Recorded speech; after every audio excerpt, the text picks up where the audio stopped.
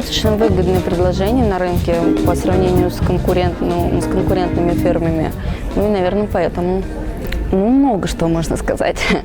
Фактуры, детали, цвета, то есть какие-то вообще элементы коллекции, то есть какие-то особенности, да.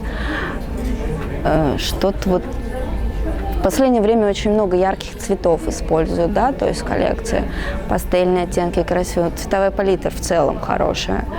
Ну и нравится с ней работать по мерчендайзингу, то есть параллельно этим тоже занимаюсь, поэтому как-то проще.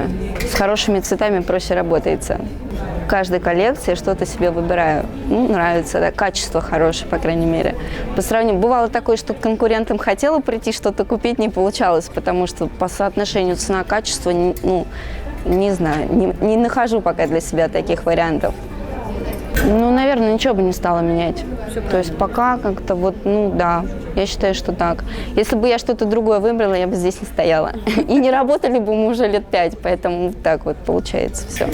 Поэтому других нет вариантов.